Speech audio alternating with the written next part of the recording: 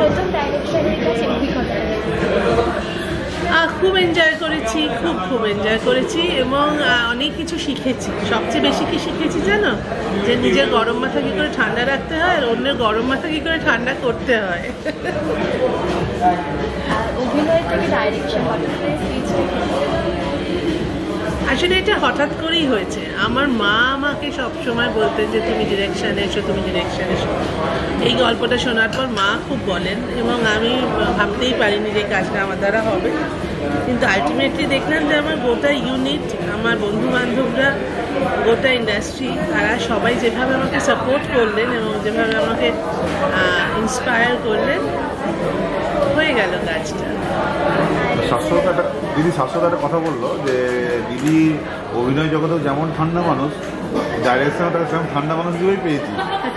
একটু রাখতে দেখিনি একবার। রাগ করবো কার উপর? এত ডেডিকেটেড অ্যাক্টাররা এবং এত কমিটেড টেকনিক্যাল পার্সনরা, রাগ করার জায়গাই দেয়নি আমাকে। চ্যালেঞ্জ ফেস করেছি আগে, জানো, যখন ছবিটা শুরুর দিকে হচ্ছিল, যখন ধাগা প্রোডাকশন করছিল না, অন্য কেউ করছিলেন, তখন অনেক সমস্যার মুখোমুখি হয়েছে। সেগুলো তিক্ত স্মৃতি, সেগুলো আর মনে করতে চাই না। এখন আমরা খুব এনজয় করেছি, thanks to Dhaga production, thanks to Shubhankar, Subhash দা আছেন, সুভাষ বেদা, মিস্টার কর, সবাই মিলে আমাকে এমন প্যাম্পার করেছেন যে আমি খুব স্মুথলি করে ফেলেছি কাজটা। এবার সবাই একটা কথাই বললো দিদি যে এত আমরা কাজ করেছি, অনেকের সাথে অনেক কাজ করেছি, কিন্তু মানুষের সাথে কাজ করার একটা আলাদা আনন্দ পেয়েছি কাজ করতে পারছি। ও ভালোবেসে বলেছে এবং সেটা নিয়ে আপনি কি বলবেন? আমি এটাই বলবো যে আমাকে সবাই খুব ভালোবাসে, আমি সবাইকে খুব ভালোবাসি, আর এই ভালোবাসা নিয়েই তো আমাদের গল্প, ভালোবাসায় বিশ্বাস রাখাটা নিয়েই তো আমাদের গল্প।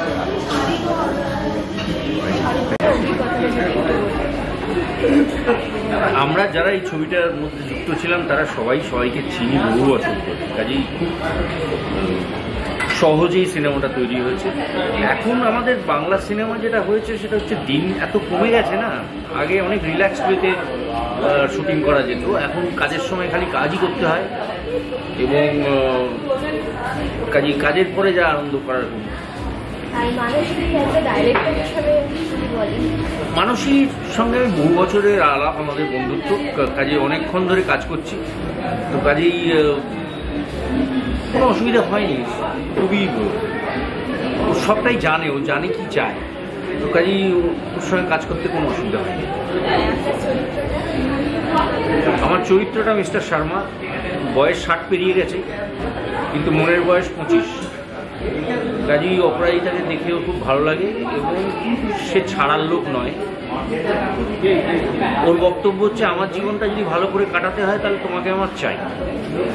এবং মহিলার ক্যারেক্টারটা হচ্ছে খুব চিন্তা করে যে সমাজ কী বলবে, বিধবা মানুষ, নাতনির সঙ্গে একা থাকি, সেখানে একজন বুড়োর সঙ্গে জড়াবো, তাতে লোকে কী বলবে, এইসবের তোড়টা করে এবং এই ভদ্রলোক কী করে এই মহিলাকে পটায় সেটাই হচ্ছে।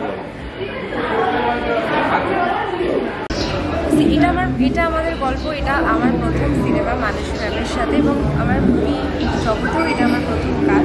তো মানসী ম্যামের সাথে আমার কাজ করার অভিজ্ঞতাটা খুবই মানে অন্যরকম, এবং আমি মানসী ম্যামের কাছে সারা জীবন কৃতজ্ঞ থাকবো, কারণ এর একটা সিরিয়াল করেছি।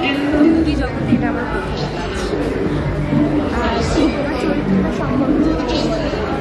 আমার চরিত্রটার নাম হচ্ছে জয়ী। তো জয়ীর সাথে ঠাম্মির এখানে একটা অদ্ভুত কেমিস্ট্রি দেখানো হয়েছে। ঠাম্মি মানে অপরাজিতা দি, অপরাজিতা দির লাইফের উঠে পড়া, ঠাম্মির লাইফের অপরাজিতা দি নয়, ঠাম্মির উঠে পড়া, প্রেম, একাকিত্ব, সব কিছুর সাথে তার জয়ীর অঙ্গাঙ্গিভাবে জড়িত। অবশ্যই আপনারা মুভিটা দেখতে আসবেন 26শে হলে, কারণ আপনারা প্রত্যেকটা চরিত্রের সাথে নিজেদেরকে রিলেট করতে পারেন। এই জন্য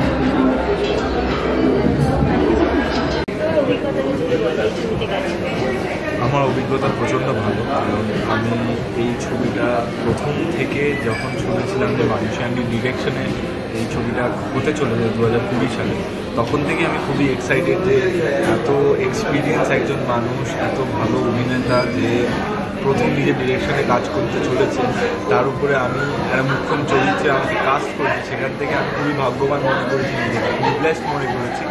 তো তারপরে যে কাজটা শুরু হয় মানুষদের সাথে, মানে প্রত্যেকটা অভিনেতাদের সাথে কাজ করা, প্রত্যেকবারই খরাজ কাকু অপুদাদের সাথে কাজ করা প্রচণ্ড ভালো লাগে যে উনি এত এক্সপিরিয়েন্স হওয়া সত্ত্বেও এত ডাউন টু আর্থ। প্রত্যেকটা কাজে আমি শিক্ষা পেয়েছি, প্রত্যেকটা জার্নিতে আমি শিক্ষা পেয়েছি। তো আমার এই জার্নিটা প্রচণ্ড ভালো, যেটা দর্শকেরা 26শে এপ্রিল দেখতে পারবে। So for the best. ক্যারেক্টারটা সম্পর্কে বেশি কিছু বলবো না, এটাই বলবো আমি একটা পাঞ্জাবি ছেলে, অপুদার নাতি, যেখানে যেহেতু ট্রেলারে দেখলে তোমরা যে অপুদা বিয়ে করতে চাও থেকে, সেই জায়গা থেকে অসমবয়সী বিয়েকে সাপোর্ট করে দুটো পরিবারকে এক করা, সেই গল্প নিয়ে এই ছবিটা। তো এই চরিত্র সম্বন্ধে বাকিটা আমি বলবো সিনেমা হলে গিয়ে দেখতে হবে, কারণ খুবই মুখ্যম চরিত্র এটা। আমার মনে হয় মানুষে আমি এত সুন্দরভাবে এই গল্পটা লিখেছে, এই চরিত্রটা লিখেছে, আমার মনে হয় সবার ভালো। কারণ শুধু আমাদের গল্প, এটা সবার গল্প, মন ছুঁয়ে যাওয়ার মতো গল্প, পরিবারের।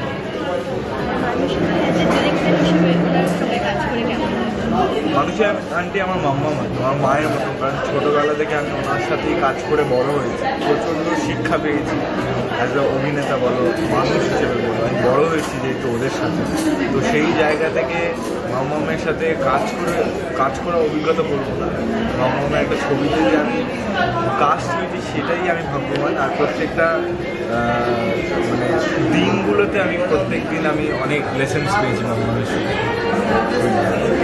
Thank you so much.